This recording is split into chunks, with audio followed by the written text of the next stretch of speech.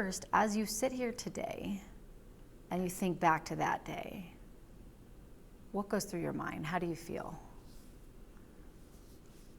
I definitely get tense. Just being back in Denver makes me tense, actually. I can feel it. There's still a lot of lingering emotion and trauma associated to the event.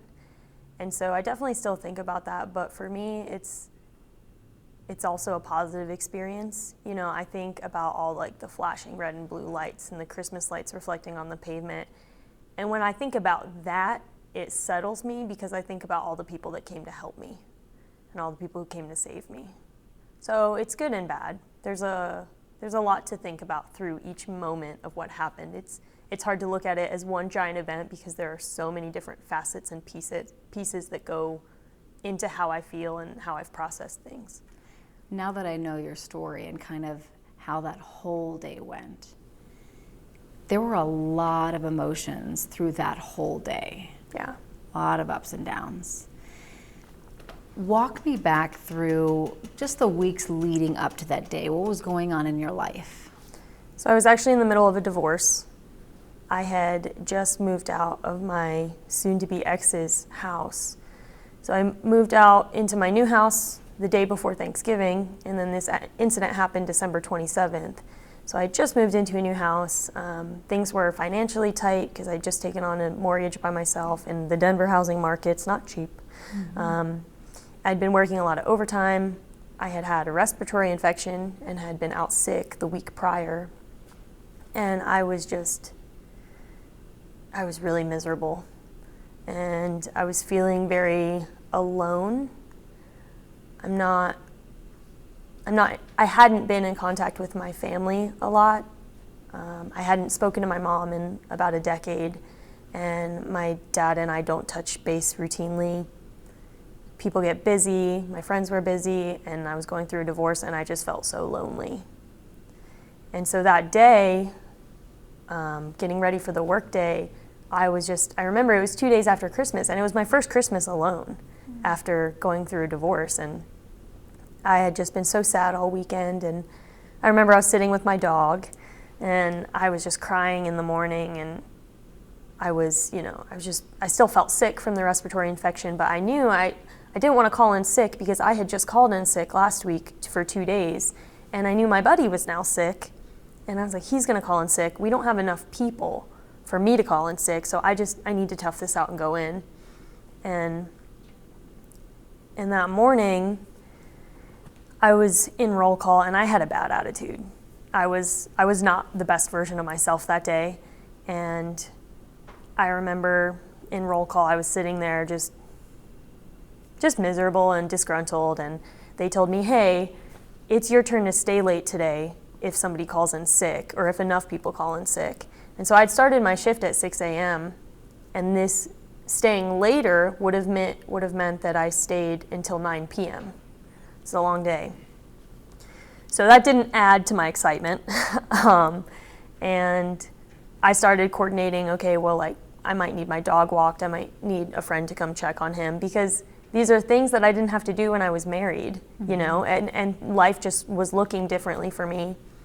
And I had been struggling with hypervigilance and stress, and I needed to be getting mental health help that I wasn't getting. I was not getting it for myself, and I wasn't telling people that I needed it.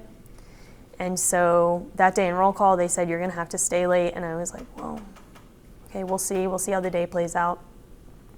And then I had someone at work text me, and I don't want to make this part sound bad, but, you know, he texted me and he was like, hey, you need to watch your reputation, because, like, you're not the same version of yourself. You're not the same Agent Ferris that we all know, and I think your attitude has changed, and I think you need to, like, course correct, basically. And what that person didn't understand is that I was, like, at my breaking point. I was, like, teetering on the brink of something, and instead of saying, hey, I'm concerned about you, what's going on in your life, how can we adjust, how can we help, he said, hey, you need to watch your reputation. And so I left roll call. loaded up my car, and it was slower in the morning because 2 days after Christmas, it's 6 a.m. And I went and I parked in a spot that I used to always park. It was kind of like the spot where I would type reports, eat my lunch in my car, and it was a church parking lot in the area of like West Jewel Avenue and South Pierce Street. And I would park in the back corner of the lot. And I just remember I sat there and I just started to spiral, and I was crying, and I was texting someone and saying like, I just can't do this anymore.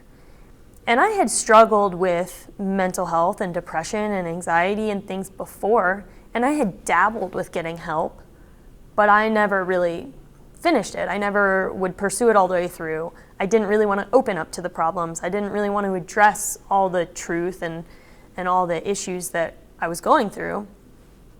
And so I was texting someone, and quite frankly, I backed them into a corner because I told them all the things that I knew I could say without them putting me on a mental health hold, because this was another officer.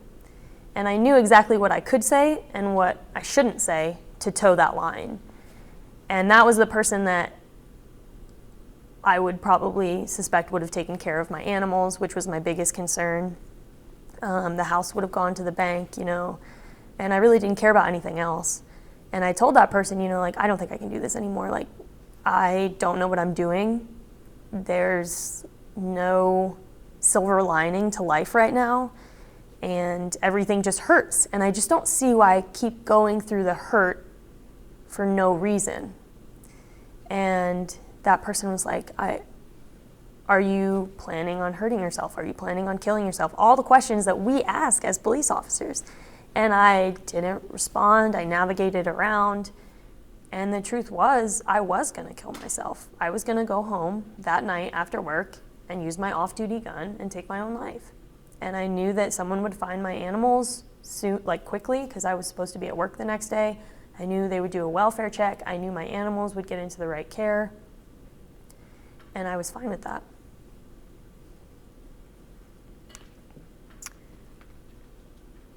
So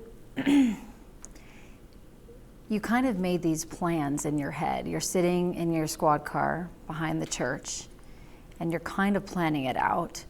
And you're thinking that you're going to get off shift at, 6 or something. What happens then? So the rest of the day, I responded to calls and just tried to keep myself together emotionally. And then around 3:30 in the afternoon, I get a text message from a sergeant, and it's in a group chat, and it's me and 2 other officers, and she said, hey, I need you guys to stay. We need 3 people for overtime, because, the department's everywhere, super short-staffed, and at this time it was even worse. And so I was like, okay, well, I'll stay. That's fine. Don't have a choice. Then she texted us again and said, oh, actually, I only need 1 to stay. So the other 2 had families. It's 2 days after Christmas. I was like, I'll stay. My dog's already been walked. Somebody already checked on him. I'll stay. It's fine. So I ended up staying, and then that was about 3:30. My friends came on shift for that evening shift and said, hey, don't worry about it. We're going to take as much work as we can so that you don't have to. We're going to kind of try and shield you from the workload. And so that is why that I wasn't attached to a call when information about the shooting came out. So I had been a 3rd man on a call far down south at Lakewood near West Jefferson Avenue and South Wadsworth. My 2 friends were on a call. I knew they were reporting parties, so I was just hanging out in case they needed more information, in case they needed help, just kind of floating around the area. Then we start getting the information from Denver. Then we get the tone-out alert that there was the homicide in the north sector at Lucky 13. So that's when I start heading north, and that's why I had the ability to head north, is because they were attached to a call because they were trying to shield me from the workload. Was it normal for you to be by yourself on duty, or did you usually have someone with you? So we do ride single, or I guess it's past tense now. Lakewood does ride 1 person to a car. We respond to calls, usually two cars report to a call, but that doesn't mean you're in the same spot when you're dispatched. So you could be working a separate call that you clear, I could have just cleared a traffic stop, and now we're both en route to a call that needs a 2-officer response. So then you start heading to this call that really shouldn't have been yours, but people are covering for you, but here you are, you're the one officer that can go, and you start going. What happens? So I did decide to respond up north. It wasn't my sector, it wasn't my call, but I knew that they would either need help on the scene, because it's an active homicide scene now, or they would need help managing calls in that sector, because now they're going to be short because everyone's going to be at that scene.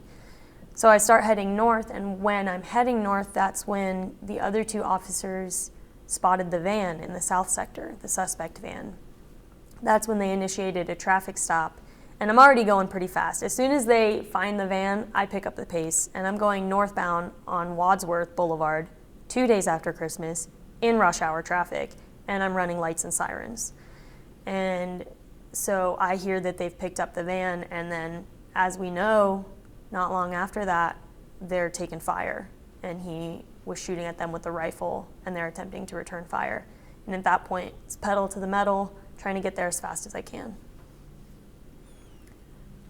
We kind of know what ensues from there.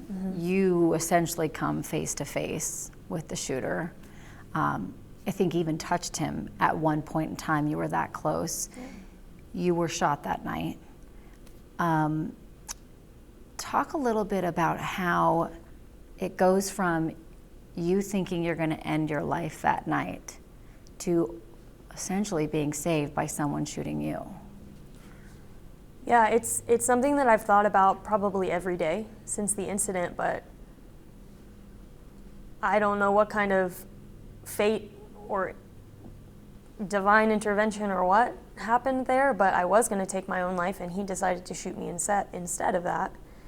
And when I was laying there on the ground, and I'm bleeding out pretty heavily, and my head had hit the pavement, and my head's bleeding, I wasn't going to let him win. It wasn't about me. He was going to keep killing people. He was going to kill my friends who were responding to save me. And when you're laying there knowing, I mean, I've said it before to people, I remember the Christmas lights reflecting on the pavement. And I remember laying there, and I thought to myself, this is pretty peaceful. Because at that point, I had auditory exclusion. I couldn't hear the sirens coming in. I couldn't hear the gunshots. All I saw were the Christmas lights reflecting on the pavement, and I realized I don't think he's shooting at me anymore. And I'm laying there, and I was like, I'm gonna die. But it's okay, because I did the best I could. And if I'm gonna die, this is an honorable way to go. And I did what I could to save other people, and I did what I could to stay in the fight. But then to see my peers, my coworkers, my friends run into that situation to save me, sure, it's our job. Absolutely, it's our job. But you don't know how you're going to react until you're there. You don't truly know how you're going to respond to a situation like that until it's time. And to see them run in to a scene that they still believe to be active with an active gunman, they run in and they grab me and they save me, I wasn't going to give up the fight for my life. After that, no way. They were fighting, they were putting themselves in harm's way to save my life. I wasn't going to give up then. I feel like, we've heard the story from that night many times. Like, we've Sure. done interviews from that night about what happened and how you saved people in the community and you stopped this person. But it was a long time, up until recently, that you've shared this part of your story, Yeah. at least publicly. What made you want to do that? Because I'm not the only one. It became, quite frankly, it came down to I had nothing to lose anymore. A big part of why I was always so scared to share that I was struggling, and why a lot of officers, military personnel, firefighters, other kinds of responders, why they're so scared to say I'm struggling, is because they don't want to lose their jobs. And there came a point when I realized I probably wasn't going to go back to patrol because of my medical limitations. And so at that point, I decided I have a responsibility. I can't help in the same way I used to on patrol. I can't help my other officers, I can't help the community in the same way, but I can be vulnerable. And being vulnerable is something that I think can push suicide awareness and mental health awareness forward. Because the problem is, we're all struggling and we're not saying it. When I first said, this is what happened, I was gonna take my life, it was interrupted, I got lucky, and now my life is better, and I'm living more intentionally, and I'm living more purposefully, you would be shocked at how many people messaged me on Instagram, texted me, called me, sent me notes saying, I'm so glad you said it because I've been there. I had one person say, I was out in a field a couple weeks ago just thinking about all these same things. I had another friend that actually recently, a very near and dear friend of mine from the Army, he recently went on a mental health hold voluntarily because it was time. And when we're vulnerable and when we talk about, like, I'm struggling, it opens the door to get help. And if I can be an example to say it's okay to talk about it, then that's what I want to do.